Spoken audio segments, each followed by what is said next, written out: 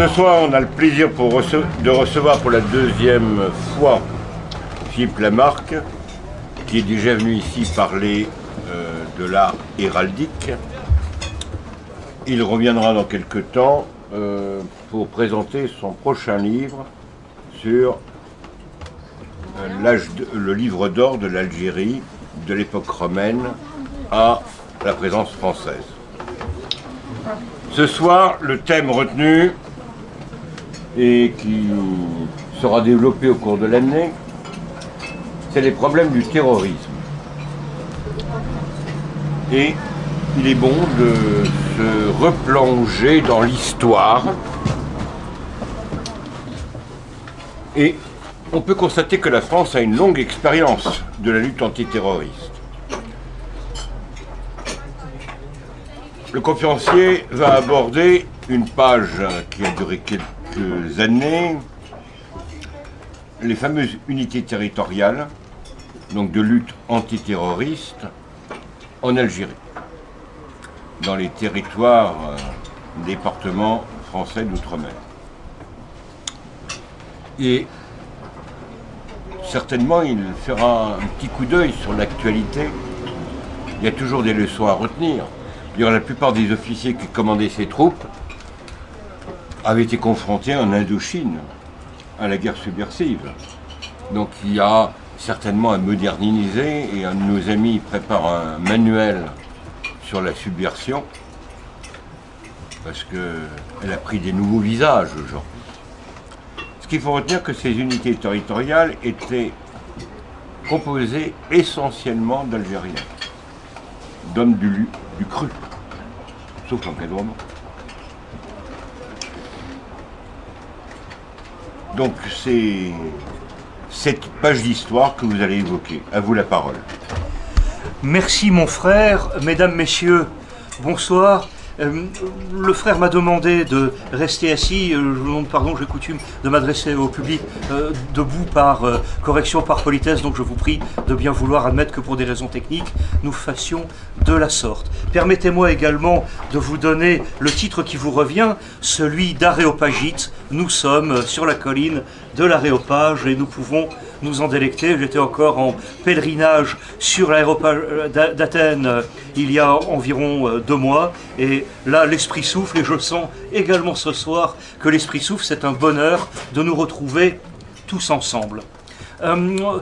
Dernier préambule, il s'agit de cette clé que nous ne pourrons pas utiliser, ou pour des raisons techniques nous avons dû renoncer à projeter des images, ce que j'aurais préféré pour rendre la causerie de ce soir plus vivante, plus agréable, et la transformer en une sorte de reportage CNN avec quelques commentaires, de manière à faire parler les images. Heureusement, les images, elles existent déjà, puisqu'elles sont sorties dans ce bouquin qui sera à la disposition de ceux qui le souhaiteront.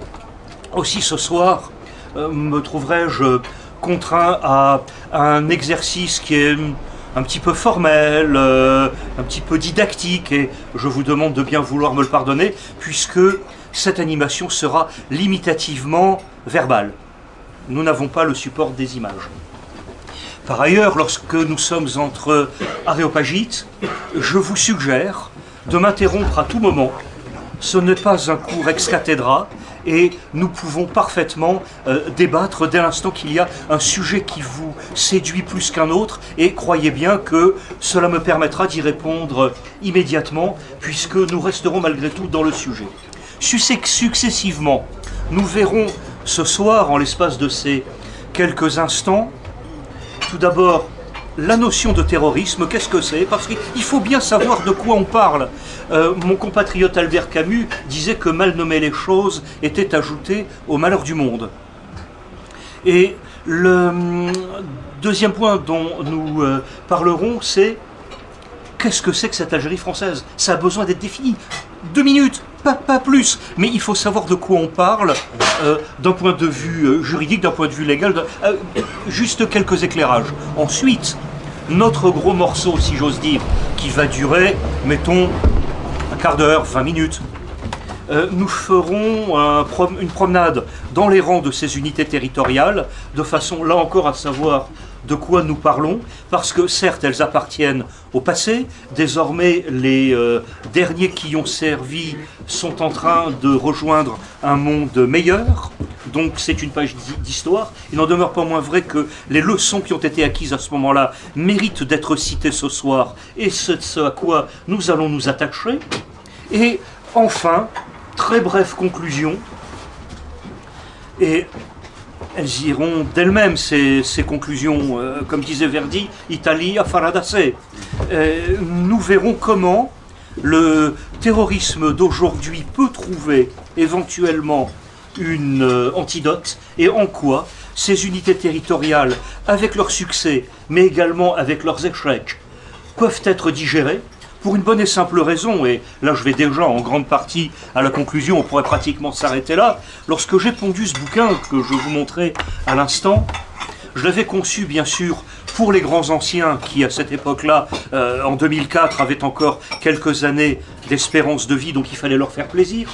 Ensuite, déjà il fallait montrer à quel point ils avaient honorablement servi alors qu'ils ont été fortement critiqués. Et ensuite, préparer pour la jeunesse et préparer pour les professionnels de la sécurité une sorte de manuel facilement utilisable de manière à trouver ce que l'on appelle dans la nomenclature de l'armée française un TTA, c'est-à-dire un manuel toutes armes, où ils auraient de la sorte la doctrine d'emploi qu'ensuite ils peuvent adapter aux circonstances en fonction de leurs moyens et en fonction de leur armement et du cadre juridique dans lequel ils agissent. Naturellement, je ne me faisais aucune illusion, je vous rassure, ça n'a pas été pris en compte par les gens que je visais.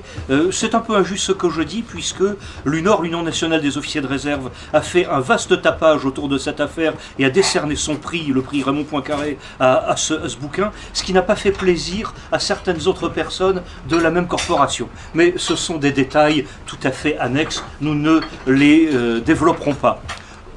Commençons tout de suite par le terrorisme. Qu'est-ce que le terrorisme? Alors, on en a plein les oreilles, on en entend parler tous les jours, mais il faut bien lui donner une définition. Et pourtant, mais tout le monde croit savoir, ou tout le monde sait, ou tout le monde est intimement convaincu de savoir ce que c'est que le terrorisme, sous prétexte que, comme la parabole des évangiles, on reconnaît l'arbre à ses fruits. Pas du tout. Le terrorisme est une doctrine politique soigneusement conçue par des jurisconsultes qui savaient exactement ce qu'ils faisaient. Et ils ont pour cela un maître dont on doit retenir le nom, mais qui bien sûr n'est pas le seul en la matière. Je parle de Barère de Vieuzac. C'était un conventionnel. Plus personne ne connaît Barère de Vieuzac, je vous rassure. On entend son nom ce soir dans certaines oreilles pour la première fois, et je suis heureux d'attirer votre attention sur lui, parce que devant la Convention, au moment où il y avait des difficultés aux frontières et d'autres difficultés à l'intérieur, Barère a déclaré en public à la Convention « La terreur est à l'ordre du jour ».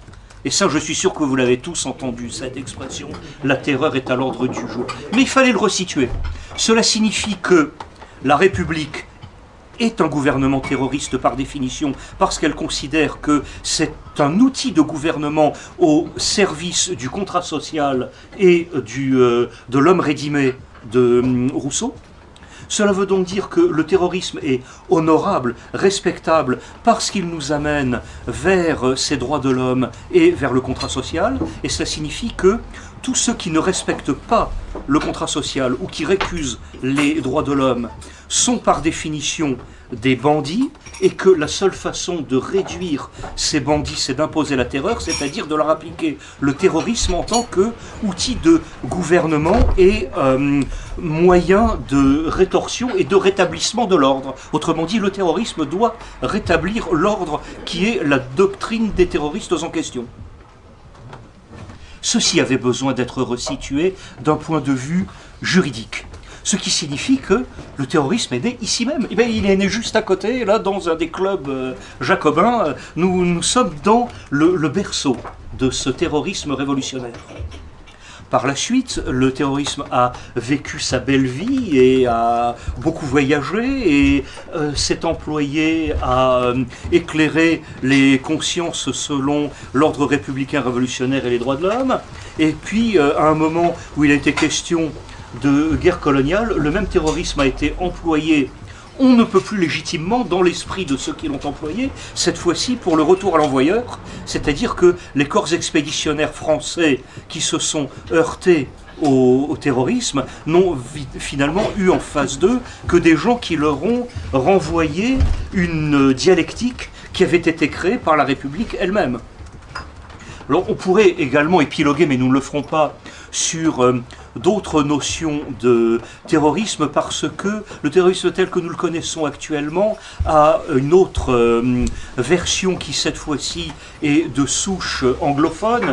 Donc c'est une ère de civilisation anglo-saxonne qui est différente du droit français, du droit intermédiaire qui allait déboucher sur le code civil, tel qu'il a été conçu par Barère de Vieuzac. Ce que j'appelle le droit intermédiaire, qui par définition précède le code civil, qui lui le met véritablement en place, c'est un droit qui a 3 volets.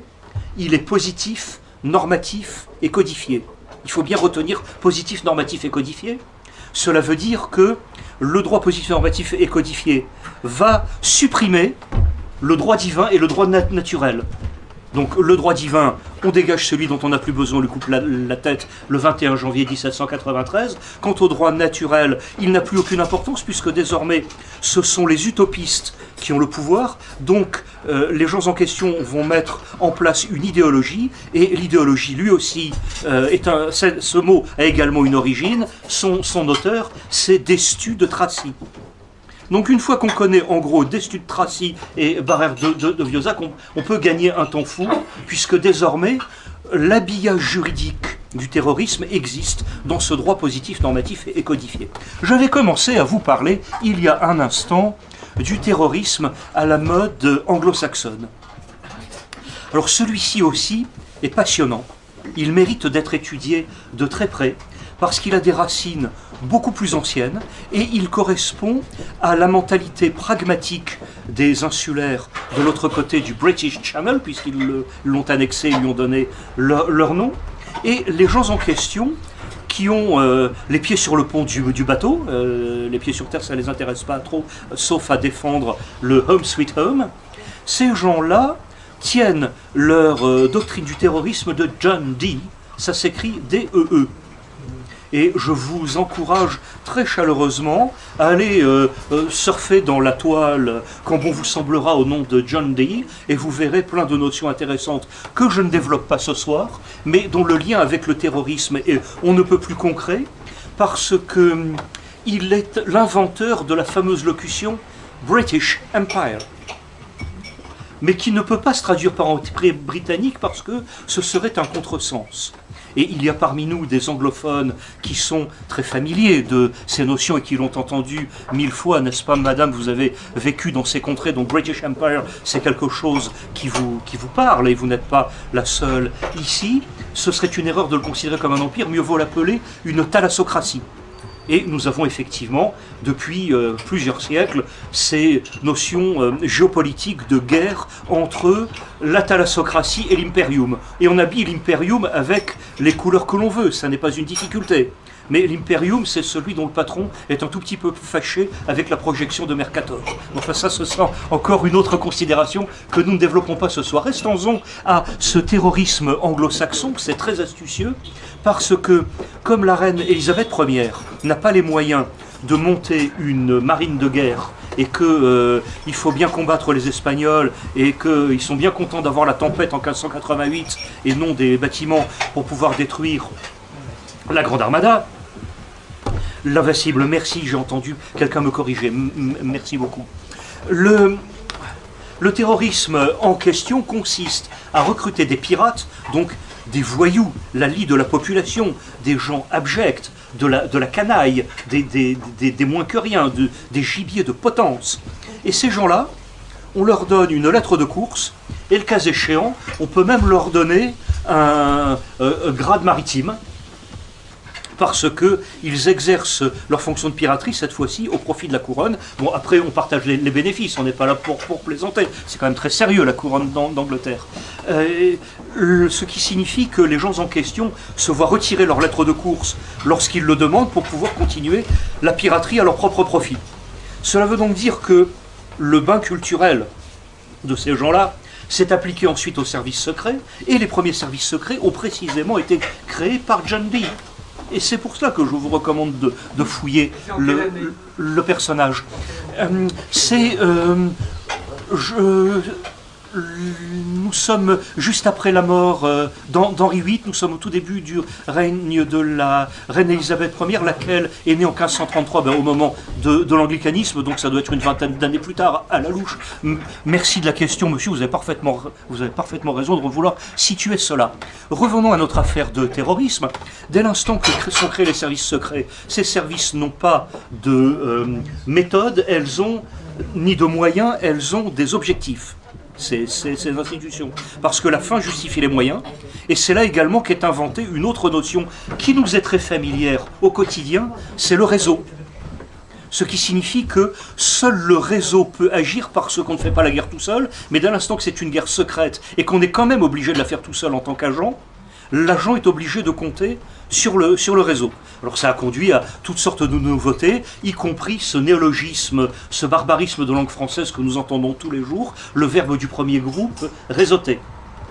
Donc le réseautage n'est jamais qu'une forme de terrorisme destinée à être appliquée au monde de l'entreprise où entre caïmans on ne se fait pas la guerre, mais si un caïman est face à un crocodile, à ce moment-là il n'y a pas de cadeau parce qu'il n'est pas du même réseau. Voilà pourquoi ce terrorisme est profondément inclus dans cette mentalité britannique, et c'est ce qui explique les raisons pour lesquelles Sir Winston Churchill, en créant le Special Operation Executive, avait donné l'ordre au SOE, je cite Winston Churchill, de mettre l'Europe à feu et à sang. Ça signifie qu'il ne déclenche pas une guerre conventionnelle avec une déclaration de guerre et avec des troupes régulières, ça ne l'intéresse pas. Lui, ce qui l'intéresse, c'est d'avoir des résultats tangibles, quels que soient les moyens.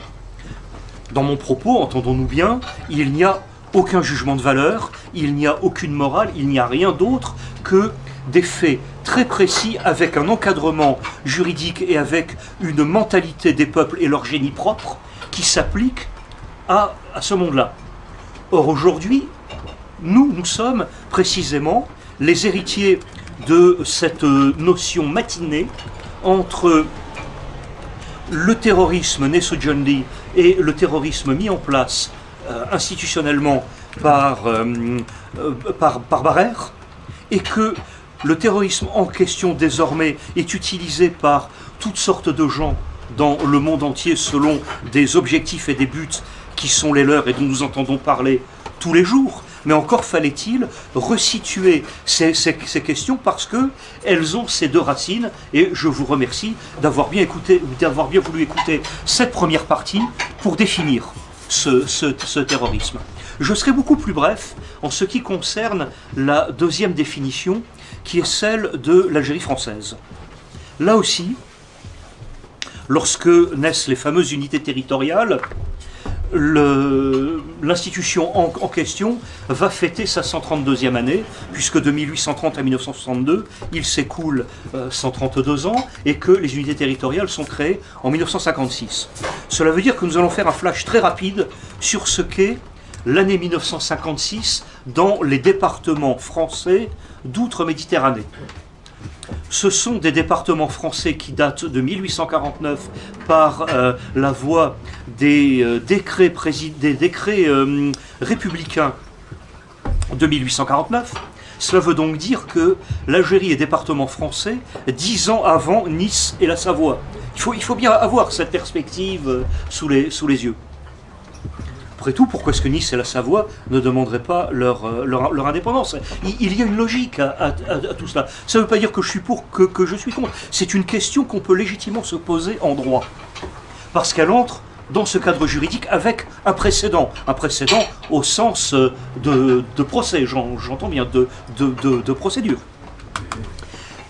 En Algérie existe deux types juridiques de population, à savoir les Français relevant du Code civil et les Français relevant du statut coranique.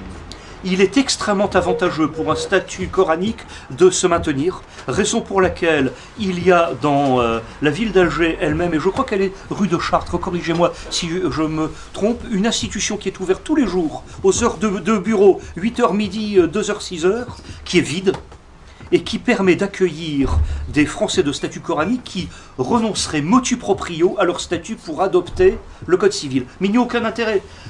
Intérêt légal, intérêt vis-à-vis des tribunaux qui leur sont propres, parce qu'ils relèvent du cadi, intérêt vis-à-vis des biens à bout, qui permettent par exemple de protéger certaines transactions de façon à interdire à des gens qui seraient plus fortunés qu'eux, parmi des Français de Code civil, de pouvoir bénéficier des transactions. Il y a également la forte demande par rapport à la loi relative au recrutement, la fameuse loi Jourdan, puisque le Français de statut coranique n'est pas tenu au service militaire obligatoire.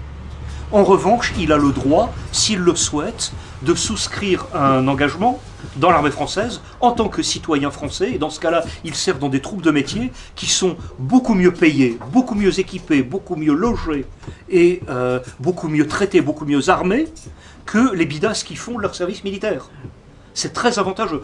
En conséquence de quoi, l'armée d'Afrique dispose de troupes de métier avec les spahis et les tirailleurs qui sont d'une qualité exceptionnelle. Bref, en 1956, au moment de la levée, les fameuses instructions de vom Krieg que l'on trouve chez Karl von Clausewitz. Et dans Clausewitz, il y a déjà un ersatz de terrorisme, puisqu'on y trouve l'écho de certaines troupes qui ont rompu les armistices successifs contre Napoléon et qui se sont retrouvées fusillées sur ordre du roi de Prusse lui-même. Restons en Algérie. Donc, tout ça pour vous dire qu'il y a une longue généalogie dans la doctrine du terrorisme. Nous sommes en 1956. À ce moment-là, se présente une énorme difficulté pour le commandement, c'est-à-dire comment faire face à un type de guerre qui n'a plus rien à voir avec les conflits tels qu'ils existaient dans la stratégie de grand style, mais qui a disparu avec l'invention du nucléaire. On peut considérer que la stratégie de grand style qui préconise la gesticulation dans la guerre est morte avec la guerre froide, puisque désormais c'est la dissuasion qui devient l'outil dans l'équilibre de la terreur. Par voie de conséquence, les belligérants sont obligés de trouver des théâtres d'opération parallèles dans le troisième cercle ou dans le deuxième cercle, de manière à continuer la guerre entre les anciens alliés fâchés de 1945. Là, ça n'est plus tout à fait le troisième cercle, c'est carrément le premier pour les Français d'Algérie qui considèrent qu'ils sont chez eux et qu'ils sont plus anciennement français que les Niçois. Mais dans l'esprit des gens qui ne nous aiment pas du tout ouvertement à Moscou et qui nous méprisent sournoisement sans le dire à Washington, pour eux c'est un troisième cercle. Et au cas où l'on n'aurait pas compris, voir qui a fait pression sur le gouvernement français et le gouvernement britannique cette même année 1956 lors de l'affaire de Suez, ce sont précisément les soviétiques mais surtout les États-Unis. Il faut savoir qui en a en face de nous. Donc en 1956, l'armée française mène une guerre dont elle n'a pas les moyens. Elle est très mal vue à l'OTAN puisqu'elle est obligée de dégarnir une partie de son potentiel dans l'Allemagne occupée. Et en même temps, elle est très mal vue par la population de métropole massivement, malgré quelques exceptions, puisque l'on considère que cela ne sert à rien, et c'est même fort préjudiciable, d'envoyer les gamins du contingent dans un endroit dont on ne connaît pas les contours et dont on ne comprend pas les enjeux. Là, bien sûr, il y a une faute du commandement. Ça veut dire que les jeunes gens du contingent qui ont été envoyés là-bas n'ont pas été instruits des motifs pour lesquels ils étaient envoyés. Il est logique que pour beaucoup d'entre eux, ils le refusaient. Quelques-uns d'entre eux l'ont compris, et ce sont ceux-là que l'on retrouve appelés du contingent comme volontaires chez les parachutistes ou chez les commandos de chasse. En même temps que cela, l'armée française, qui, je le rappelle encore une fois, n'a pas les moyens de sa guerre, se rend compte qu'elle est obligée de recruter des supplétifs de manière à effectuer des missions qu'elle n'a pas les capacités d'accomplir, tout simplement parce que les personnels ne sont pas arabophones, ne connaissent pas le terrain, ne s'y sont pas habitués, ne sont pas nés sur place, ne connaissent pas les coutumes, et qui plus est, les unités régulières ont un encadrement de sous-officiers et d'officiers particulièrement déficitaire. D'où l'intérêt de recruter ce que l'on appelle en gros des harkis, mais que l'on devrait plutôt appeler harkis volontaires d'autodéfense et morazni. On ne va pas rentrer dans les détails statutaires et les motifs des 3 mots que je viens de prononcer, ça n'est pas notre sujet ce soir, mais la particularité des soldats en question, c'est que, retenons bien, ce sont des supplétifs qui servent dans des troupes régulières. J'ai bien dit des supplétifs servant dans des troupes régulières. Je vais revenir sur cette notion dans un instant. Cela veut dire que les troupes régulières reçoivent budgétairement une petite rallonge qui leur permet, lorsque ça a l'échelle d'un bataillon, de recruter l'équivalent d'une grosse section ou d'une petite compagnie. Ça veut dire qu'on est dans des effectifs avoisinant 700-800 bons hommes venus de métropole qui sont autorisés à en recruter entre 30 et 50 sur place. Là où l'unité est effectuée dans son quartier. Ce qu'on appelle un quartier, c'est la portion sur la surface de territoire qui lui est allouée. Elle ne va pas aller se bagarrer à côté, elle va se bagarrer chez elle et tenir ce secteur. Les unités de quartier ne sont pas de réserve générale. La réserve générale n'a rien à voir avec la réserve, contrairement à ce qu'on pourrait penser. La réserve générale, c'est du légionnaire, du parachutiste, du commando de chasse. On fourre tout ça dans des camions, dans des avions, on les parachute, on en fait ce qu'on en veut, et on les envoie comme pompiers là où ça flambe. Ça veut dire qu'ils ne sont pas affectés à un secteur par particulier. Ils sont haut le pied, sous le commandement de l'état-major, place Bugeaud, au 19e corps, devant la statue du maréchal, celle qui est en ce moment avec Sideuil et qui va être déboulonnée par des gens qui l'aiment pas. Les gens en question, sur ordre, sont expédiés en tant que réserve générale dès qu'il y a un avertissement et où il faut opérer un bouclage. Donc, revenons à nos unités de quartier. Elles sont autorisées à recruter des harkis, et les harkis en question font partie du personnel de l'unité régulière, mais ils ont le statut de supplétif, c'est-à-dire qu'ils sont payés à la journée. Et en même temps, ils ne sont pas instruits, aussi curieux que ça puisse paraître. En réalité, si, à la longue instruction, ils apprennent plein de choses, ils sont doués, ils sont motivés, souvent ils ont des comptes à régler parce que leurs familles ont été, dans le meilleur des cas, brutalisées, dans d'autres cas, je ne vous donne pas dans les détails sur ce qu'on fait à la gorge des mâles et à l'appareil génital des femelles. Ça incite à souscrire un engagement pour régler des comptes. Les harkis en question ont souvent vu leur propre père, leur propre sœur dans des circonstances effroyables. Ils sont motivés, hein, ils en veulent. Mais, je le précise bien, ils sont supplétifs. Et on s'aperçoit que ce n'est pas suffisant. Il faut du monde.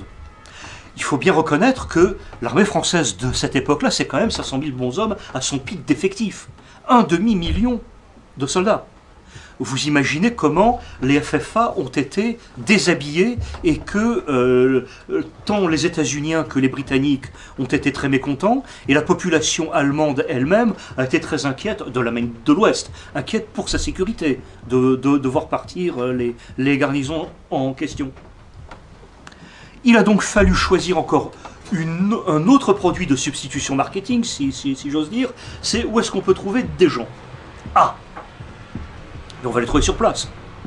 Or, qui habite sur place dans ces départements français d'Algérie? Il y a en gros 9 millions d'habitants, dont 8 sont de statut coranique et 1 200 000, hommes, femmes, enfants, vieillards, tout le monde, hein, sont des Français au titre du Code civil. Bon, d'accord, alors qu'est-ce qu'on en fait? Là, on ne va pas pouvoir recruter des harkis parmi des gens qui sont déjà amenés à fournir au titre de la conscription ou des rappels de fractions de contingents rappelables, des gens qui sont déjà sous les drapeaux, puisque c'est la même loi qui, comme l'a dit François Mitterrand, ministre à cette époque, s'applique du Kiévrin au Congo. et je ne vous cache pas ce soir, dussé-je choquer la quasi-totalité des aréopagites présents, je ne cache pas mon admiration pour Mitterrand, qui à l'époque a eu le courage de prendre des décisions que j'estime admirables, et même moi qui suis plus que réticent, voire adversaire de la peine de mort, il n'a pas lésiné quand il s'est agi d'envoyer des terroristes à la guillotine. C'est la guerre. Oui, c'est la guerre. Mais il l'a fait, et aujourd'hui, sa mémoire vis-à-vis de ces turiféraires est entachée par cela. Il n'en demeure pas moins vrai qu'à l'époque, il a considéré que la chose était nécessaire, et lui s'est rendu compte que, parmi d'autres, il était nécessaire de donner une dimension politique à cette guerre, alors que les généraux la considéraient comme strictement militaire. Et c'est là qu'intervient ce fameux hiatus, voire ce changement dans ce que l'on appelle en droit l'intention du législateur. Mon frère, vous gardez un œil sur la montre, s'il vous plaît. Merci beaucoup. Cela veut dire que les gens qui étaient sur place, à partir du moment où ils correspondent aux critères d'appel ou de rappel, font leurs 28 mois comme les copains, ou font leur complément de service militaire rappelé comme les copains de métropole. Il n'y a pas de problème. Et pourtant, c'est au sein de cette population que va être demandé un effort supplémentaire, un effort colossal, un effort que je n'hésite pas à qualifier de mortel. Mortel pour l'Algérie française et pour son économie. Je m'explique. Lorsque vous avez une population d'1,2 million personnes et que vous prélevez grosso modo 3% d'entre elles pour les envoyer faire leur service militaire, comme n'importe où ailleurs en Europe à cette époque, 2,5%, ok, d'accord, le sacrifice est tolérable. Lorsque vous en rappelez à peu près autant par fraction de contingent, et que vous rappelez, mettons 6-8 contingents supplémentaires, vous arrivez à doubler la dose. Si en plus vous rappelez la totalité des officiers et des sous-officiers de réserve, quel que soit leur âge, tant qu'ils sont rappelables, on arrive encore à soutenir l'affaire, même si c'est parmi cette population de gradés, depuis le grade de caporal, caporal-chef, parce qu'il n'y a pas que des sous-officiers, jusqu'au grade de colonel fin de période d'appel, vous mettez en danger l'économie, parce que c'est parmi ces gens-là que l'on trouve les chefs d'entreprise, les professions libérales, les artisans, les patrons de PME, PMI. C'est ce qui fait tourner la nation à cette époque. Si vous les prélevez, fatalement, il y a une perte quelque part, ce que l'on appelle à la banque Rothschild d'une perte sur la valeur ajoutée, ce qui a conduit la banque Rothschild précisément à décider de l'abandon de l'Algérie française, mais ça c'est encore une autre affaire. Et ça tient debout, parce que cette perte sur la valeur ajoutée, ils avaient raison techniquement parlant et financièrement de l'appliquer. C'est une logique qui n'est pas patriotique, c'est une logique qui n'est pas prévue ni par le Code civil ni par la Constitution, elle est d'une logique financière implacable. Et là-dedans, vous avez noté que je n'ai pas dit un mot, et je ne le dirai pas parce que ce n'est pas vrai, le fameux danger démographique, parce que ça aussi c'est une couillonnade que l'on entend très régulièrement. Oui, il fallait abandonner l'Algérie, vous vous rendez compte, Colombey, les deux mosquées, vous vous rendez compte, 40 millions de musulmans en France métropolitaine. Faux, complètement faux. Le boom démographique de l'Algérie ne date que de 64 et c'est un ordre de bout médiane. Pire encore, les chefs d'entreprise de PME-PMI en Afrique du Nord, à partir du plan de Constantine de 1959, étaient extrêmement inquiets parce qu'il y avait eu une baisse de la natalité dans les populations de statut coranique. En fait, il n'y avait plus de statut coranique à cette époque-là, il s'est éteint en 1958, disons chez les Français de confession musulmane. Donc, quand j'entends parler de ce danger démographique, je réponds, renseignez-vous, ça c'est quand je suis poli, ou vous êtes complètement con et inculte parce qu'il n'y a vraiment aucun autre langage à tenir. Donc, je vous en prie. Sur ce plan-là, parce que je crois que c'est quelque chose d'absolument fondamental. Oui. Au fond, toute l'histoire est une affaire de démographie, comme disaient certains historiens décédés il y a quelques années. Oui, également de lutte pour les calories, mais ça c'est autre chose.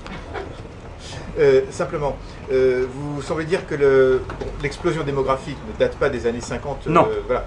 Elle est bien avant, puisqu'on est passé d'à peu près 1 million, dit-on, d'Algériens musulmans au moment de la conquête, à 8 millions Oui. À la veille de la guerre. Oui. De 1 à 8 Oui. en 130 ans, ça veut Oui. dire que l'explosion démographique est très importante. Avec deux ou trois petites... C'est ça. 2 ou 3 baisses à un moment donné. On a même cru à un moment donné que suite à des épidémies, que la C'est ça. population allait s'effondrer. C'est ça.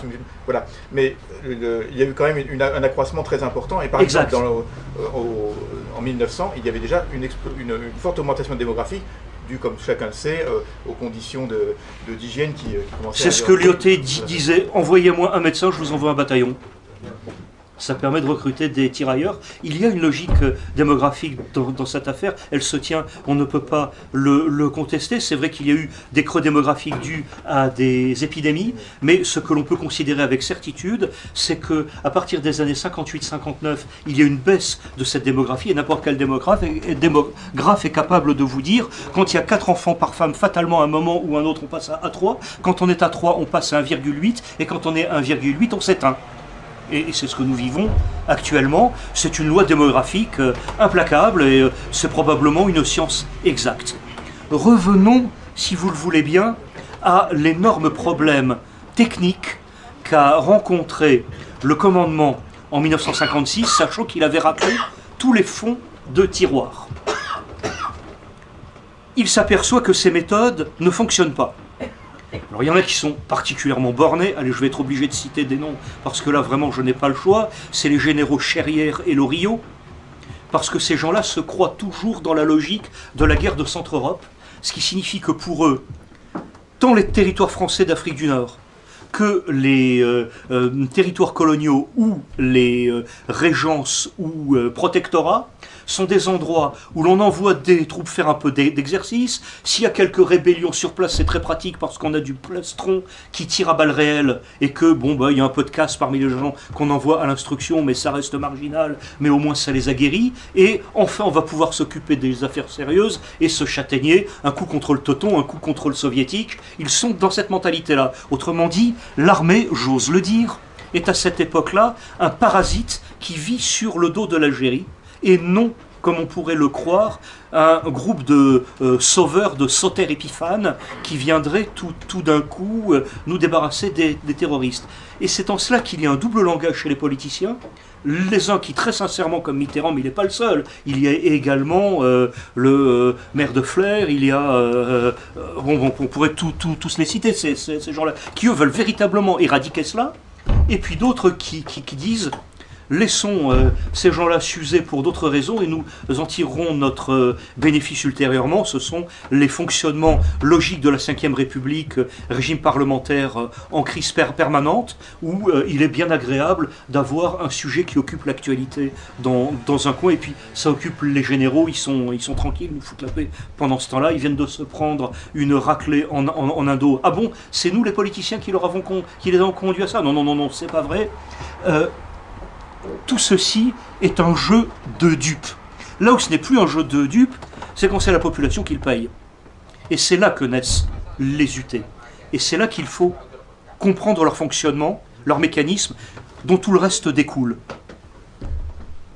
Après Cherrière et Loriot exit, il y a enfin un homme intelligent qui a l'expérience de ce genre de choses, qui sait ce que c'est que la guerre de faible intensité et le combat du faible au fort, et qui a expérimenté cela dans différents endroits. Je ne vais pas refaire toute sa biographie, ce n'est pas l'objet ce soir. Il s'appelle Raoul Salan. Alors Salan n'a pas que des qualités, il y a aussi de nombreux défauts chez le personnage, et peut-être même parfois un très léger manque de caractère. Et pourtant, je le dis avec toute l'admiration qu'il faut porter au personnage, au courage qu'il a eu et aux difficultés qu'il a rencontrées. Ça, nul ne peut le nier et personne ne l'a fait à sa place. Il y a des gens qui l'ont fait avec lui, mais c'est lui qui, moralement, l'a cautionné. Donc, le personnage, nul n'est parfait, il y a des zones d'ombre partout, et la grande erreur qu'il a commise, c'est probablement en 1958, et nous en reparlerons tout à l'heure, lors d'un banal pot, un verre à la main, devant un buffet, en bavardant avec un des anciens factieux du complot d'Alger du 8 novembre 1942, qui avait précédé l'invasion américaine. Et nous verrons en quoi les banques sont très intéressées par cela, et que ça a joué sur la territoriale. Revenons à 56, achevons 56. Le commandement fait l'inventaire. Salan consulte quelques personnes locales, des personnes ressources, comme on dirait aujourd'hui, avec le trait d'union. Et il s'aperçoit qu'il y a, parmi les Français de Code civil, on est en 56, on n'est pas en 58, hein, parmi les ressortissants de Code civil, il y en a quelques-uns qui sont soit très âgés et ne sont plus rappelables, et ne sont pas rappelés, soit ont été exemptés pour diverses raisons, mais c'est pas très bien vu dans cette population des Français d'Algérie extraordinairement patriotique, qualifiée par le docteur Jean-Claude Pérez de politiquement infantile.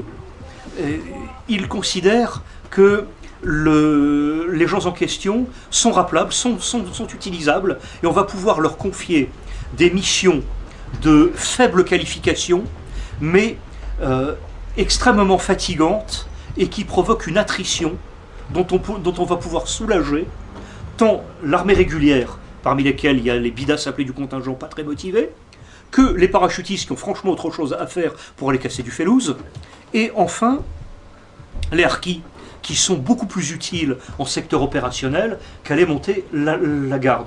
Je prends tout de suite les devants par rapport à l'actualité contemporaine telle que nous la vivons aujourd'hui. L'erreur absolue qu'avait dénoncé général Pierre de Villiers des missionnaires, c'est précisément l'usure des personnels dans l'opération Sentinelle. En 1956, le projet du général Salan, c'est Sentinelle à la charge des gens du cru. Autrement dit, leur mission n'est pas de gagner la guerre, elle est de gagner la paix. Elle commence déjà par le contact, par la dissuasion, par la présence, par la conversation avec les gens, parce qu'ils sont connus, c'est les gens du quartier. Et on ne recrute qu'à proximité immédiate des gens qui bien souvent viennent à pied ou à bicyclette. Donc ils sont chez eux et le secteur qu'ils défendent, c'est le leur. Ça, c'est le projet qui désormais se met en place en 1956. À partir de là, il faut l'aménager, ce projet. Et c'est dans cela, pardon mon frère, que tout à l'heure, je suis obligé de faire une toute petite nuance, un bémol sur ce que vous avez dit. Les gens qui servent dans les UT sont exclusivement des Français de Code civil, et je tiens à le souligner.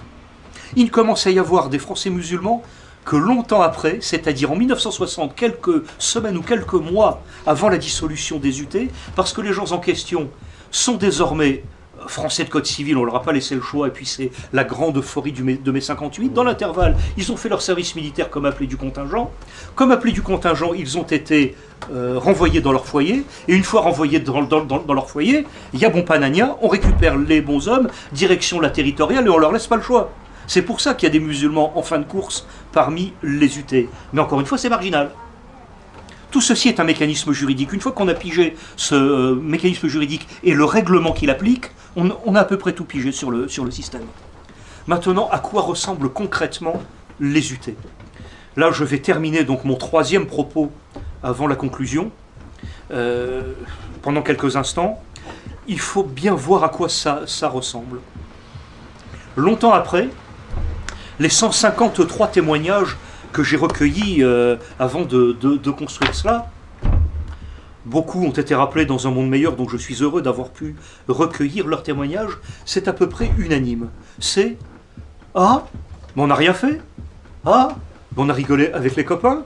Ah, on est venu avec le cabasset. » Alors le cabasset, en langage patawet, ça signifie le panier dans lequel on amène le ravitaillement du midi, on partage avec les copains, on se tape un bon coup d'anisette, et puis la vie est belle, et puis quand les heures de service sont terminées, on rentre à la maison, on ramène le treillis un peu crasseux, Bobonne est là pour le laver, tout le monde est content, elle aussi, elle participe aux UT.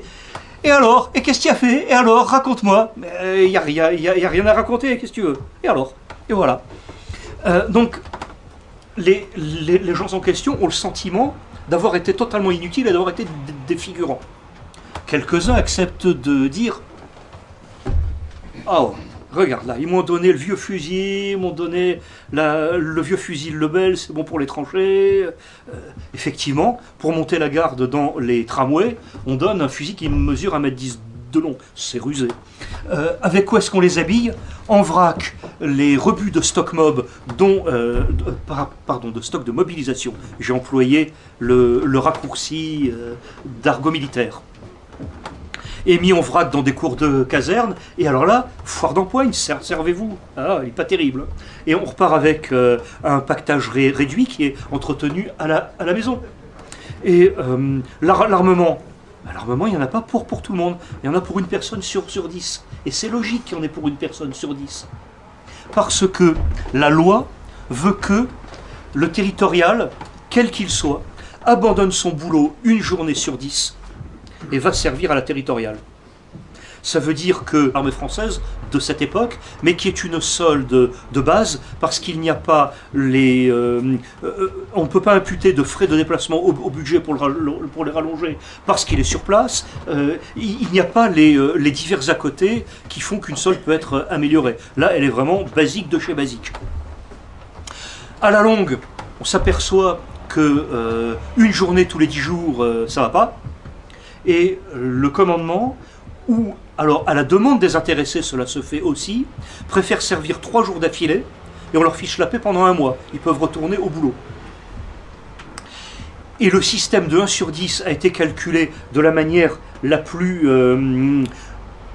psychorigide qui soit par l'intendance et par le matériel, parce qu'ils s'aperçoivent que s'ils font tourner le matériel et l'armement 1 fois sur 10, cela permet de n'avoir que 1/10 de l'armement ou de l'équipement correspondant aux besoins des troupes en question. J'ai pas été clair, je vous le redis d'une autre façon. Admettons que vous ayez une compagnie de territoriaux, 150 bonshommes. Unité égale compagnie. On ne dit pas compagnie, on dit unité. Mais c'est pareil. En réalité, vous multipliez par 10. Elle en fait 1500. Parce que pour pouvoir assurer les 30 jours du mois, les 365 jours de l'année pour aller monter la garde devant le bureau de poste ou devant le château d'eau, pour qu'il y ait en permanence des sentinelles qui montent la garde, il faut les renouveler par tranche de 10, ça veut dire que c'est le même fusil qui fait 10 mains. Et ceci a des inconvénients colossaux pour ceux qui, parmi nous, messieurs, il y en a qui ont connu la conscription avant 1996, vous vous souvenez que l'arme qui vous a été donnée était censée être réglée à votre œil directeur et à vos réflexes et à votre morphologie. Dans la réalité, c'est pas vrai. Extrêmement rares sont les unités dans lesquelles ce genre de choses s'est fait du temps de la conscription. Oui, mais c'est prévu par le règlement. D'accord, admettons. Chez les UT, c'est pas possible. D'une part, parce que c'est la même arme qui fait 10 mains, et ensuite, parce que il n'y a pas d'épreuve de tir, il n'y a pas d'entraînement, il n'y a pas de remise à niveau, il n'y a pas de remise à jour des fondamentaux et de la sécurité dans le maniement d'armes. Donc là aussi, c'est une faute de commandement.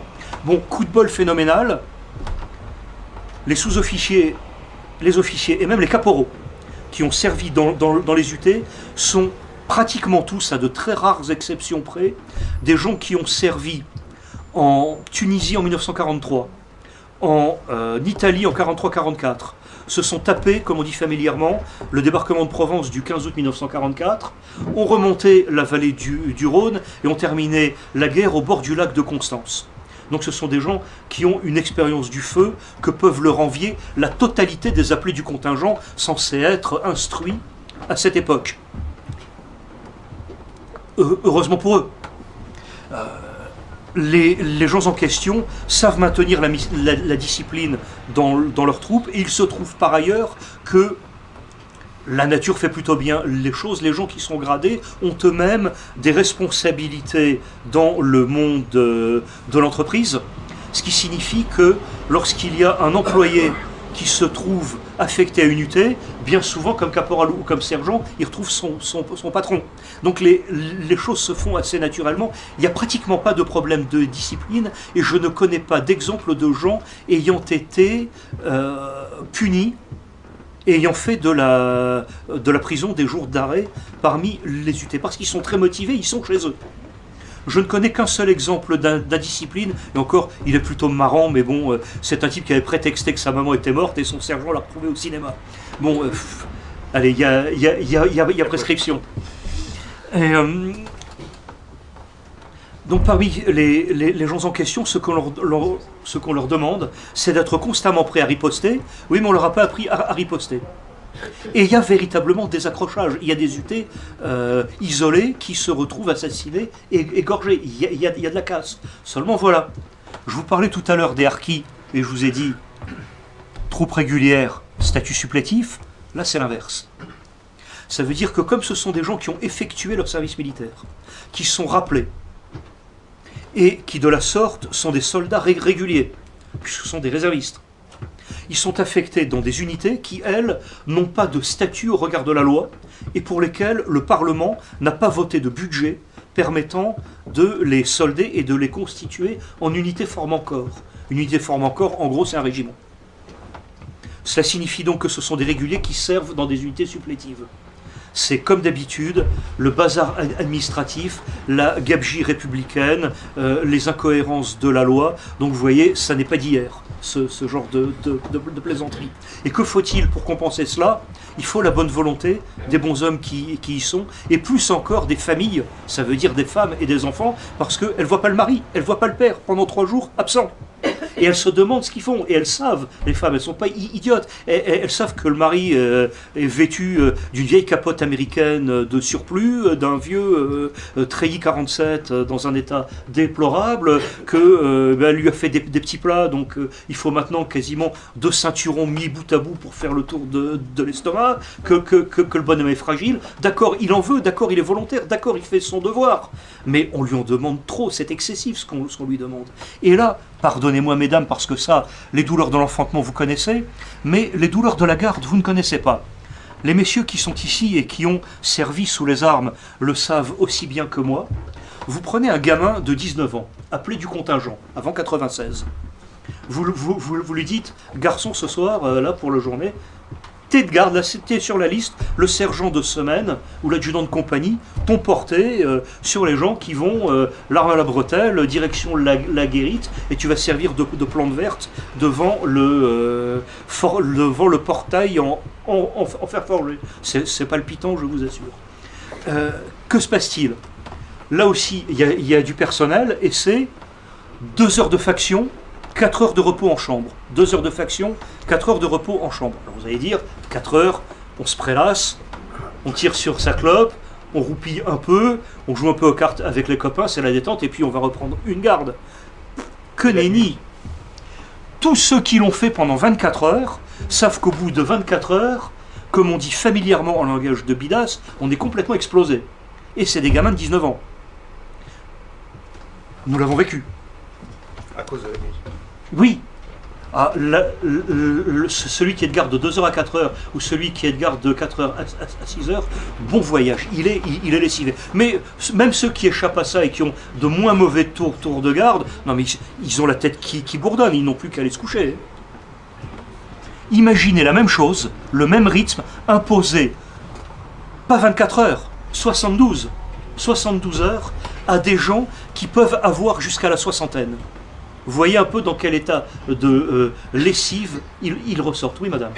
Comment font les navigateurs qui veulent absolument gagner une transat et qui s'entraînent avant pour ne dormir que quelques minutes et encore réveillés par un coup de barre ou autre chose, ou un coup de vent? Alors là, comment font-ils par rapport à ceux qui sont dans une guérite et qui n'ont qu'à attendre et surveiller? Merci, madame. Votre question est tout à fait justifiée. Le navigateur dont vous parlez, c'est un sportif de haut niveau, il a une alimentation très soignée, il prépare son affaire de très longue date, c'est un demi-dieu, et puis accessoirement il y a 2 motivations qui sont l'ego personnel à cause de la gloire, et puis une grosse affaire de pognon. Ça ne retire rien à l'exploit, c'est admirable, ne me faites pas dire ce que je n'ai pas dit, ce que je ne pense pas. Là, je compare avec ce qui est comparable, c'est-à-dire, nous, est-ce que nous sommes capables de tenir 72 heures dans ces conditions-là? Je réponds non. Hein. En ce qui me concerne, j'en serais plus capable. Il n'y a pas de motivation. Exact. Non, et puis, Parce que le navigateur, il a choisi lui-même pour quelque chose qui l'intéresse, il a la but. Là, on met les gens comme ça. C'est ça. Il y a quand même une motivation parce que ce sont les gens du cru. Oui, mais c'est quand même passif. Oui. Ils n'ont pas d'intérêt. Si on peut-être Pardon, mesdames, messieurs, ceux qui souhaitent intervenir, je vous prie de vous tourner vers le maître des lieux. C'est lui qui donne la parole. Oui. Oui. Ah, le maître des lieux interdit. Donc, revenons et terminons sur nos braves garçons. Braves garçons, vieux messieurs aussi. Il leur faut une motivation à toute épreuve pour arriver à surmonter cela, et c'est pour ça que se créent des liens de camaraderie qui en réalité existaient bien souvent avant même qu'ils y allassent. Donc ils retrouvent les copains, ils se font plus de copains, et c'est pour ça qu'ils ont l'impression de ne pas avoir fait grand-chose. Alors qu'en réalité, leur exploit est extraordinaire et vaut très largement celui des paras, des commandos de chasse, des chasseurs alpins, de toutes les vedettes de la guerre d'Algérie, bon, qui sont admirables. Le problème n'est pas là, ils ont un courage éblouissant. Mais les UT, c'est encore autre chose, parce que ce sont les petits, les obscurs, les sans grade, et l'effort est terrible. Parlons maintenant quantitativement de l'effort. 200 000 hommes. Ça veut dire qu'entre 1956 et 1960, il y a eu 200 000 bonshommes qui ont servi dans les UT. Je vous rappelle le chiffre de la population totale des Français de Code civil, tous âges confondus et les deux sexes, c'est 1 200 000 personnes. De ça, je vous l'ai dit, on va soustraire ceux qui sont appelés du contingent et ceux qui sont rappelés dans les tranches rappelables. Donc vous voyez un peu l'effort qui a été fourni. Ça veut dire que toute l'énergie, tout l'effort d'une population, toute la capacité, tout ce qu'elle peut avoir d'énergie vitale a été consacré à la territoriale entre 56 et 60. Ça veut dire par ailleurs que dans mes recherches en archives, à aucun moment, je n'ai pu trouver de JMO, le journal de marche et d'opération. Le JMO est un document officiel qui est tenu par les unités formant corps et qui indique jour après jour, ou bien phase d'opération après opération, les faits et gestes des uns, les mouvements des autres. On garde une trace d'archives qui est utile aux historiens, par exemple, mais qui est surtout utile au commandement dans l'immédiat, parce qu'on y trouve en archi-résumé ce qui vient d'être fait, et ça a été certifié par le chef de corps et signé. Dans les UT, il n'y a pas de JMO, ce qui signifie par exemple que l'état des pertes, je ne le connais pas. Or l'état des pertes est logique. Et l'état des pertes dans les 24 heures, dans les 48 heures qui suivent les 72 heures de garde, a été comptabilisé comme accident du travail. Donc c'est un autre statut qui rentre en ligne de compte. De plus, les UT en question, n'étant pas unités régulières, n'ont pas accès, par exemple, à la chaîne alimentaire de l'armée. Donc ce sont les familles qui sont obligées de préparer le cabasset, on a appris ce mot-là ce soir, pour les hommes de la famille. Ça veut dire aussi que lorsqu'il y a un accident ou une blessure, les gens en question sont évacués vers les hôpitaux d'infrastructure, et comme ils sont adulés par la population, et que la population est des leurs, et qu'eux-mêmes sont de la population, évidemment ils sont traités en priorité. Évidemment, quand il y a un malade ou un blessé aux urgences et qu'il va arriver un territorial, son premier réflexe c'est de dire « celui-là, c'est un UT, faites-le passer avant moi ». C'est une réaction civique, mais pas du tout une obligation. Là aussi, il y a une faute de commandement. Le résultat en ce qui concerne les UT, c'est qu'avec l'ampleur de cet effort, le terrorisme a non seulement été contenu, mais il a également été éradiqué, et nous savons tous très bien que la capitulation de 1962 à Évian, c'est une victoire militaire sanctionnée par une défaite politique volontaire pour des raisons politiques que je ne conteste pas, je ne suis pas là pour cela. Ce soir, ce n'est pas mon affaire. Chacun en pensera ce qu'il voudra. La seule chose que l'on ne puisse pas contester d'un point de vue tangible, objectif, c'est cette victoire militaire, parce qu'elle est la conjonction des efforts d'une armée régulière avec des territoriaux sans statut juridique particulier au sein de leurs UT. Donc il y a une réponse technique au terrorisme. Je n'ai pas développé, ou peu, je les ai à peine évoquées, les faiblesses de ce dispositif, parce que les faiblesses sont nombreuses, les défauts le sont aussi. Je n'en citerai qu'un seul, parce que celui-là a trait à l'argent. Comment gérer la solde de ces gens-là? Eh bien, j'ai appris que, selon les UT les gens s'étaient débrouillés comme ils pouvaient et que finalement c'est le modèle de l'UT du capitaine Ronda au Bastion 15 à Alger qui a servi de modèle, qui a été ensuite appliqué dans l'ensemble du territoire nord-africain. C'est-à-dire que l'un des UT qui était sergent était en même temps de son métier buraliste. Il a été exempté de service dans les UT, mais par contre requis en permanence dans son kiosque à journaux, et l'argent versé par le 19e corps lui a été confié au même titre qu'il avait les timbres-poste, au même titre qu'il avait les bulletins de loto et de tiercé et de tout ce qu'on veut, donc habitué au mouvement d'argent, également d'une parfaite loyauté, d'une parfaite honnêteté, ne serait-ce déjà que pour conserver ses autres attributs de marchand de timbre-poste et de timbres fiscaux et autre chose, et que c'est chez lui que les gens du quartier populaire de Bellecour, donc des ouvriers, des employés, des gens très modestes, hein, sont allés chercher leur solde qui leur était dû et qui savaient qu'elle serait versée rubis sur l'ongle, alors que le même aurait pu très bien aller chez le trésorier, chez l'officier trésorier du 9e Zouave ou du 5e chasseur d'Afrique, il se serait envoyé promener, parce qu'il n'avait pas à être soldé par lui, même s'il était dans la même garnison d'Alger. Bon, là encore, c'est la compensation d'un défaut par une qualité interne où on arrive à faire des bouts de ficelle parce que le français est malin, il s'adapte. Oui, mais il s'adapte en dehors du droit et parfois il s'adapte contre le droit. Et c'est ce qui s'est passé en ce qui concerne la mort des unités territoriales, parce que cette mort a été décidée dès 1958, mais elle est sanctionnée en 1960. Donc, comme c'est un fait d'histoire événementielle, je ne vais pas trop le développer parce que nous sortirions de notre sujet. Je l'évoque quand même très vite parce qu'il a des implications dans la société qui, elles, méritent d'être commentées. Il y a, j'éviterai de prononcer son nom, la famille est toujours vivante. Mais l'affaire est tellement connue que c'est très facile à trouver. Un chef de bataillon des unités territoriales, membre de la haute société algéroise et très impliqué dans le business et avec des relations familiales tant en métropole que dans d'autres pays méditerranéens et en particulier la Banque livournaise. Donc ça vous situe tout de suite, s'il est livournais et banquier, de quelle communauté il peut être solidaire. Cela veut dire que l'homme en question, supérieurement intelligent, mais vraiment un aigle de l'esprit, avait flairé avant novembre 1942 qu'il y aurait une projection amphibie des Alliés en Afrique du Nord pour obliger l'armée d'Afrique à rentrer dans la guerre, et que ce soit sous les ordres de Weygand, de Giraud, de Juin, de Delattre. C'est pas le problème, on s'en fiche, ils sont tous entre-déchirés. Ce n'est pas une difficulté, ça. Ce qui importait à ce monsieur et ce qui importait à ses autres conjurés, c'était de faciliter l'invasion états-unienne en Afrique du Nord.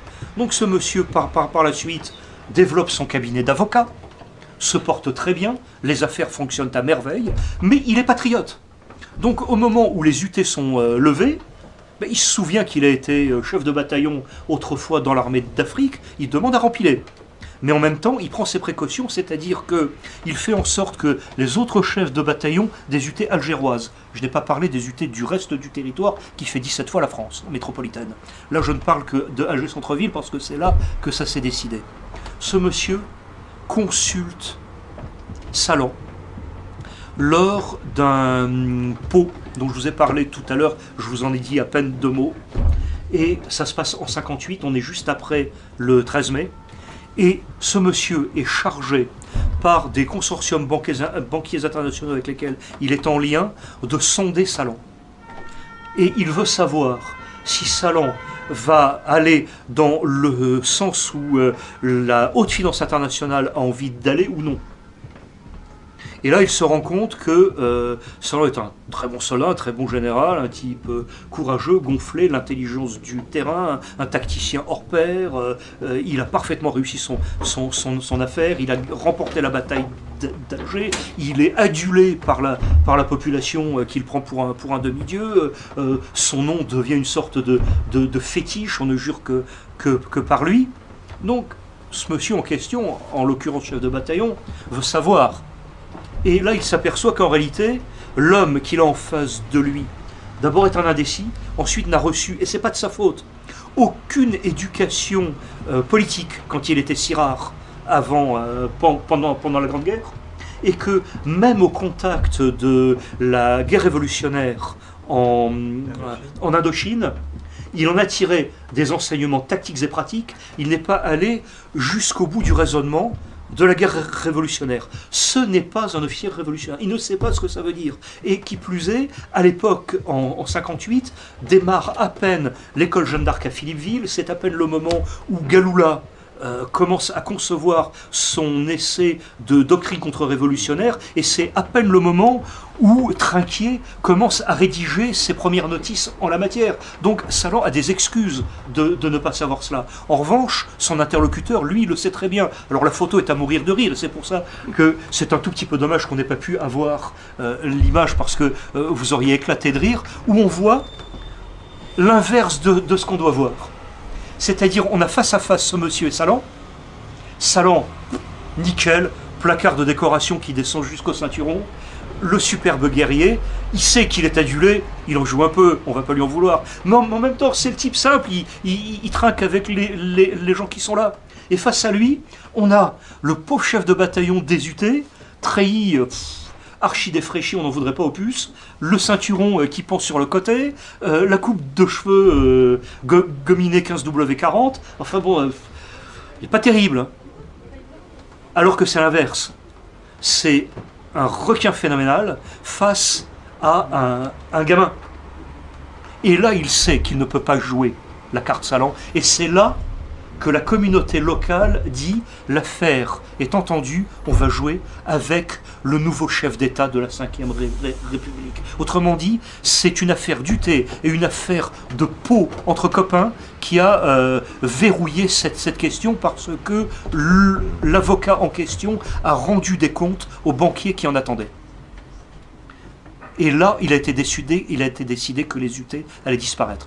Le reste, je dirais que c'est anecdotique, c'est ce que tous les Français d'Algérie savent, parce que pour ceux qui sont maintenant assez âgés, ils l'ont vécu dans leur jeunesse, ils savent très bien que lorsqu'il y a eu la semaine des barricades en janvier 1960, les UT étaient verts de rage.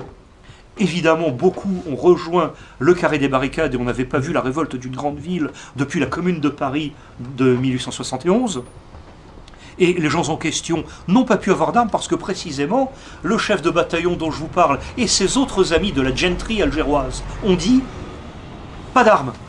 Ils sont venus le lendemain sur les barricades, en treillis impeccable, repassés, décorations pendantes qu'ils n'avaient pas volées. Ils les avaient pas volées entre 1943 et 1945. Et ils sont venus pérorer, mais l'affaire était cuite. Et les barricades sont tombées, et là le pouvoir a senti que s'il voulait imposer les accords d'Évian de 1962, il fallait le traiter dès 1960, c'est-à-dire régler le compte de ceux qui avaient remporté la victoire contre le terrorisme et qui avaient gagné la paix, en ne laissant les missions de combat qu'à l'armée régulière, de façon à ce que l'armée régulière elle-même, et on a fait tuer des soldats français pour ça, liquida le FLN à l'intérieur des départements français d'Algérie, de manière à donner la victoire au gouvernement provisoire extérieur, le fameux GPRA, qui a pris le pouvoir en 1962. C'est une opération de terrorisme interne d'une redoutable efficacité, un mécanisme très subtil et d'un cynisme machiavélique tout à fait admirable pour l'intelligence de l'affaire. Et encore une fois, je laisse de côté toute notion éthique, philosophique, jugement de valeur ou morale. Ça n'a pas lieu d'être. Là, ce que je suis en train de vous raconter ce soir, c'est que quand on veut redonner la victoire au terrorisme, il suffit de briser les forces qui le contiennent. C'est aussi bête à la 4e et dernière partie de notre causerie de ce soir, et je contrôle tout de même l'heure parce que je risque d'abuser du temps des aréopagites. Et ce que nous vivons actuellement n'a pas besoin d'être développé, chacun le sait. Je me contenterai d'observer l'absence de volonté tant des techniciens de la chose que du pouvoir de véritablement contenir les difficultés qui se présentent. C'est leur affaire, c'est leur choix. Je dirais qu'à un certain stade, ça ne me regarde pas. J'essaie juste de comprendre. Et ce dont je m'aperçois, c'est qu'actuellement, il y a un refus de nommer la chose. Autrement dit, je vous rappelle la citation de Camus que je vous ai dite tout à l'heure, mal nommer les choses, c'est ajouter au malheur du monde. Camus n'a pas donné la clé de sa citation parce qu'il ne l'a pas jugé nécessaire. C'était tellement limpide, tellement simple, tellement de bon sens que ce n'était pas même souhaitable. Comme nous sommes entre aréopagites, je peux me montrer moins précautionneux à l'égard de gens qui sont équipés pour réfléchir, Dieu merci. Et nous sommes entre nous, donc nous pouvons le dire très très clairement. Il s'agit tout simplement d'une question de philosophie qui remonte au XIIIe siècle. Alors vous allez me dire, quel est le rapport avec le terrorisme? Je vois certains d'entre nous sourire, et ils ont raison. Cela s'appelle la guerre des universaux et des nominalistes. Autrement dit, la guerre entre Abélard et Saint-Bernard de Clairvaux, ou Guillaume d'Occam. Cela veut dire que pour les nominalistes, ce qui n'existe pas n'est pas nommé, et seul ce qui est nommé existe. Et à partir du moment où c'est nommé, forcément ça existe. Donc ces gens-là, dès le XIIIe siècle, sont à la fois des ancêtres d'Estu de Tracy, l'inventeur de l'idéologie dont je vous parlais tout à l'heure à l'époque des Lumières, ou ce sont également les prédécesseurs de Barrère dont je vous parlais il y a une quarantaine de minutes, et j'ai été beaucoup trop long, donc il faut quand même que j'achève. Cela veut dire qu'à partir du moment où vous ne nommez pas les choses, dans l'esprit des nominalistes, ça n'existe pas. Et ça ne peut pas exister puisque ce n'est pas nommé, qu'il n'y a pas de nom pour le désigner. Donc il y a un déni de réalité. Et à partir du moment où la réalité n'est pas citée, ils continueront à la nier, obstinément. Mais c'est logique, c'est un syllogisme. Et moi, la logique, quelque part, ça me rassure, ça me fait même plaisir. Donc ces gens-là ont parfaitement raison de tenir ce langage-là, puisqu'il est cohérent. Dès l'instant qu'ils considèrent que le terrorisme soit n'existe pas, parce que ce sont des déséquilibrés, soit, s'il existe, on ne peut pas lui donner une étiquette précise à caractère confessionnel, parce que cela conduirait à porter atteinte à certaines doctrines actuellement en vigueur, et notamment la fameuse citation d'Ernest Renan, qui est l'auteur du Vivre ensemble. Ce préambule étant posé, c'est même pas la peine d'aller plus loin. Cependant, comme il y a quand même un petit semblant de réalité, ah bon, il y a un petit semblant de réalité avec le Bataclan, avec Charlie, avec Nice, avec je ne sais pas trop quoi, il y en a tous les jours. Ah, alors dans ce cas-là, on va mettre des piou-piou en plante verte, l'arme à la bretelle, qui vont servir de cible parce qu'ils sont visibles comme le nez au milieu de la figure, et comme on n'a pas les moyens d'en mettre plus, on occupe le personnel et les moyens à 120% de leur capacité. Le résultat, c'est l'usure du personnel et sa démotivation. Ça, tout le monde le sait, et la crise de Pierre de Villiers nous l'a bien montré. Et c'est pas parce que quelqu'un a accepté de prendre sa succession, je parle de Lecointre, que pour autant ça va régler l'affaire miraculeusement. Cependant, l'insécurité, le sentiment d'insécurité qui est beaucoup plus grave que l'insécurité, parce qu'il y a une usure du moral dans la population, persiste. Et c'est la raison pour laquelle, ici et là, se dressent quelques personnes qui, peu ou prou, émettent des propositions en vue de soulager les forces régulières de manière à ce qu'elles reviennent vers leur cœur de métier, qui est la sécurité aux frontières, même s'il n'y a plus de frontières dans l'espace de Schengen, et la sécurité outre-mer dans les OPEX, dans les opérations extérieures, même si j'ai grand peine à y voir l'intérêt du peuple français dans cette affaire. C'est un peu compliqué, j'aurais du mal à vous le citer, donc je préfère éviter. N'empêche que les soldats en question ne peuvent plus être envoyés en OPEX. Une opération comme Sangaré ne pourrait plus être mise en place aujourd'hui, tout simplement parce que il n'y a plus le personnel et que le matériel s'est usé, que celui qui reste est hors d'état et qu'il n'a pas été renouvelé. Bon, c'est banal. Je ne vais pas m'affoler pour ça, ça n'est pas notre but. Ce qui demeure pour nous, c'est de pouvoir imaginer ce que pourrait être une réponse au terrorisme. Eh bien, pardonnez-moi, je n'en ai aucune. Je préfère aller tout de suite à la conclusion et vous dire pourquoi il n'y en a aucune et pourquoi cette affaire est totalement perdue d'avance. Pour une simple question de droit. Alors après, on peut trouver plein d'autres motifs, mais l'affaire de l'usure du personnel et l'affaire de l'usure du matériel peut être compensée si par exemple le budget voté à la Chambre décide de donner moins de sous à des dépenses jugées inutiles par ailleurs, et donc je vous ferai grâce de la liste, parce que je crois qu'on est à peu près tous d'accord sur le pognon dispersé dans des conditions lamentables, du pognon on peut en trouver, et de dire, voilà, nous allons recruter, nous allons passer des commandes aux industriels. C'est une possibilité. Mais elle est folle, elle n'a pas de raison, parce que tant qu'il n'y aura pas une doctrine d'emploi qui soit l'application d'un ordre initial, qui soit lui-même issu d'une intention du législateur et qui soit lui-même issu d'une modification du droit, j'ai bien cité les 4 étages, et je vais revenir sur chacun de ces 4 étages, l'affaire est perdue. Alors je vais le reprendre maintenant dans l'autre sens, ces 4 étages. Je vous l'ai dit tout à l'heure, nous vivons dans le droit positif normatif et codifié.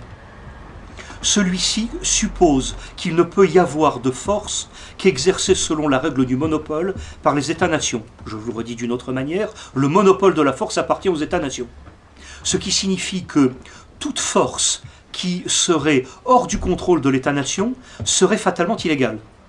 Cela veut dire que la force en question étant un prolongement du bras de l'exécutif, seul l'exécutif en a le droit. Je vous le redis d'une autre manière. Montesquieu, que j'ai tendance à appeler Montesquieu ni tête, est un type qui a inventé 3 pouvoirs. On les connaît, le législatif, le judiciaire et l'exécutif. Qu'est-ce qu'il a fait ? Il a fait la révolution plusieurs décennies avant la révolution proprement dite, qui n'en était que l'aboutissement. C'est une chose inimaginable qu'a conçu là Montesquieu, parce que, par la même occasion, il a détruit les 2 autres droits dont nous parlions tout à l'heure, que sont le droit divin et le droit naturel. Or, le droit divin et le droit naturel ont 2 bras armés, que l'on appelle en latin la potestas et l'autoritas, que l'on traduit en français par pouvoir temporel et autorité spirituelle. Dès l'instant que vous niez l'autorité spirituelle au nom de la laïcité, et que vous avez un État qui n'a plus de religion d'État, et que seul s'applique le pouvoir temporel, et que ce pouvoir temporel va être soi-disant tempéré par une répartition entre les 3 pouvoirs de Montesquieu, fatalement il y a un manque pour définir une agression qui, elle, procéderait de l'ordre du spirituel. Je vous le redis d'une autre manière. Quand on mène une guerre de religion et qu'on n'est pas soi-même religieux, on a déjà perdu. Voilà, c'est aussi bête que ça. Ça, c'était un des étages. Il y en a 3 autres. Le 2e étage, c'est l'application dans les textes de droit ou dans la jurisprudence telle qu'elle existe. Et c'est là où on en revient à cette affaire d'exercice du monopole de la contrainte. Le monopole de la contrainte, c'est la gendarmerie, la police, l'armée. Et on peut le dire dans un sens différent, la police, la gendarmerie, l'armée, et Madame d'amour, mon cœur était pris, et vous pouvez faire joujou avec la construction verbale, la construction de la phrase dans le sens que vous voudrez, il y aura toujours un sujet, un verbe, un complément. Et hors de cette affaire-là, rien d'autre. Que s'est-il passé en Algérie en 1956 ? Un bricolage, parce qu'on est allé chercher des gens qui ne procédaient pas de l'exécutif, pour exécuter des missions qui, elles, ne pouvaient pas être accomplies par rapport à l'exécutif en employant des méthodes de droit coutumier qui n'avaient pas lieu d'être appliquées sur le territoire républicain. Je vous le redis d'une autre manière. Ce machin-là, c'est génial, mais c'est totalement illégal. Que se passe-t-il aujourd'hui ? Bien sûr, j'ai éclaté de rire, je n'ai pas pu m'empêcher de me taper sur les cuisses, c'était pas très distingué, mais ça m'a soulagé, quand il y a de cela quelques années, j'ai entendu l'ineffable Mam, alias Alliot Marie, dire « Ah, nous allons créer des unités territoriales ». mon bouquin était paru quelques années avant, autant vous dire que ça m'a fait beaucoup sourire. Je me suis dit, tiens, cette dame aurait-elle lu entre les mains cet opuscule? Que nenni. Elle nous a inventé des UT qui, elles, reposaient sur les moyens de la police pour les déshabiller complètement. Évidemment, c'était inapplicable. Évidemment, on a tourné la page. Évidemment, le terme même d'UT a été oublié. Il est retombé dans les limbes. Et ça ne m'a pas beaucoup perturbé, je peux vous rassurer. Là-dessus, sort le bouquin. Et il reçoit divers saluts, compliments, machin, critiques, ce qu'on veut, et notamment un prix de l'Union nationale des officiers de réserve. Et alors là, c'était à mourir de rire, parce que la remise du prix littéraire avait lieu dans les salons Beaufranc au Sénat, et je vois deux groupes se créer, mais spontanément. Ils se sont créés sous mes yeux. Les uns, un sourire jusque-là, les autres, la grimace jusque-là. Autrement dit, d'un côté, des admirateurs inconditionnels du créateur de la Ve République, et de l'autre côté, des gens qui avaient une sympathie ouverte pour les territoriaux. Et à cette époque-là, en 2004, on n'en était pas au terrorisme auquel on en est maintenant. Mais il y avait des gens qui avaient flairé, parmi ces officiers de réserve, membres de cette association 1901, reconnue d'utilité publique. Je n'ai pas fait de commentaires plus que ça. J'ai dit merci, j'ai appris quand j'étais petit, on mouche son nez, on dit bonjour à la dame. Bon, ben voilà, pas la peine de faire plus de commentaires. Et puis ça s'est arrêté là. Et je me suis dit, maintenant que ça se sait dans la corporation parmi les réservistes, ça va se savoir parmi les gens d'actifs, effectivement, il y a quelques gradés d'actifs qui en ont entendu parler. Mais ça restera forcément dans les limbes, parce qu'il est inconcevable, dans l'état actuel du droit, de lever des milices de sécurité privées, telles qu'elles sont par exemple en train de se constituer de façon maladroite, inefficace et, j'allais dire même ridicule. Non, le terme n'est pas gentil, mais enfin bon, je regarde ça de très très loin avec ce qui se passe actuellement dans l'île de Saint-Martin. Ils font ce qu'ils peuvent. C'est autre chose. Et ça n'ira pas plus loin, et dès que la légalité républicaine sera rétablie, on peut se faire du souci pour les gens qui ont agi pour leur propre sécurité parce qu'ils l'ont fait en dehors du cadre du droit. Ça va être compliqué pour eux.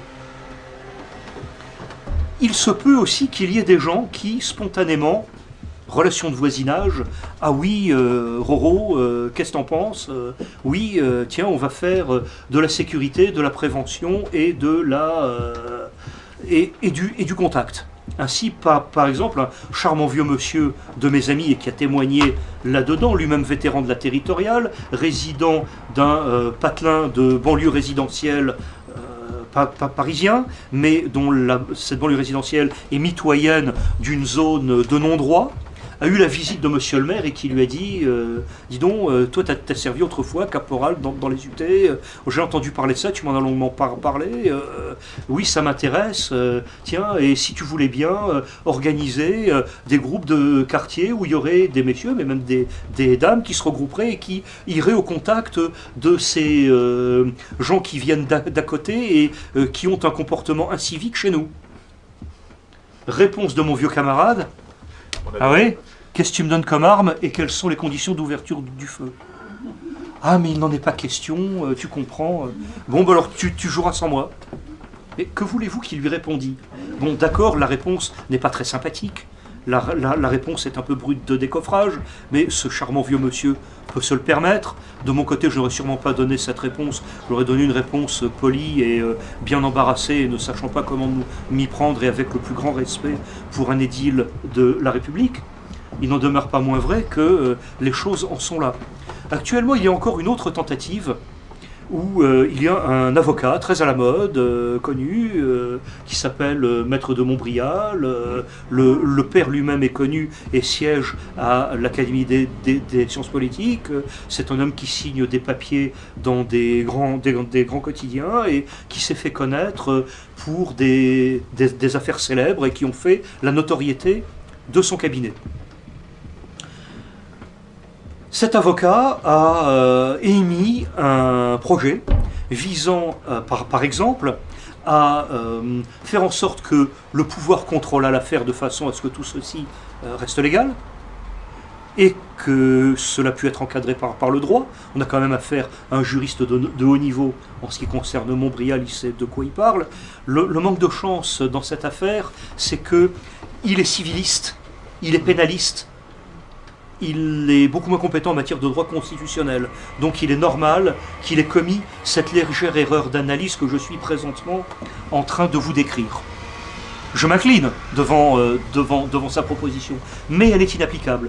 Lui considère par exemple qu'il peut y avoir parmi les sportifs qui sont légalement inscrits en club de tir la possibilité, selon certaines conditions, de vérification de leur état physique, de leur profession, de l'absence de casier judiciaire. De toute façon, il faut une absence de casier judiciaire quand on est inscrit dans un club de tir, paraît-il. Je n'ai pas vérifié. Et qu'il soit également instruit après quelques journées d'instruction pris en charge par des juristes de la police nationale, de pouvoir conserver un costume de ville, un habit civil, et d'avoir dessous l'arme qu'ils ont en détention, ou les armes qu'ils ont en détention chez eux légales, mais qui sont obligatoirement soit démontées, soit mis avec un verrou, un cadenas de ponté, et avec les munitions à part, lorsqu'ils vont entre leur domicile et leur club de tir et retour. Ils n'ont pas le droit d'aller ailleurs. Tout ceci est très soigneusement encadré, et comme les tireurs sportifs, m'a-t-on dit, sont des gens qui tiennent beaucoup à leurs autorisations et préfectorales parce qu'elles sont longues et compliquées à obtenir, parce que c'est le maquis administratif, évidemment ce sont des gens qui sont très précautionneux vis-à-vis de la loi. Et c'est pas chez les tireurs sportifs qu'on trouve des terroristes et des panchovillas qui font pampan en faisant des trous dans le plafond. Ce sont des gens, semble-t-il, fort raisonnables. Évidemment, l'hypothèse est séduisante. Et on peut imaginer quel serait le comportement d'un terroriste qui pourrait se dire: tiens, là, je suis dans la rue, je vais me faire un carton, on va bien s'amuser. Ouais, mais qu'est-ce qui me dit que le pépé, là, bien gentil, avec madame qui a le cabot à provision avec les poireaux qui dépassent, qu'est-ce qui me dit qu'il n'a pas un pistolet automatique dans la ceinture, parce qu'il est tireur sportif et qu'il est habilité par toute une série de précautions juridiques prises antérieurement? Réponse: pas possible. Pas possible parce que les gens en question seraient des gens supplétifs, non reconnus par un cadre régulier, parce que l'écran entre les deux serait associatif, c'est-à-dire la Fédération française de tir, qui a le statut d'une 1901. Cela veut donc dire que pour les 4 étages que je vous ai décrits tout à l'heure, aucun ne peut être franchi dans l'état actuel du droit. Alors ça ne veut pas dire que le droit tel que nous le connaissons actuellement va être maintenu. Il est déjà en train d'exploser. Schengen a gommé les frontières, le genre a gommé une partie du code civil,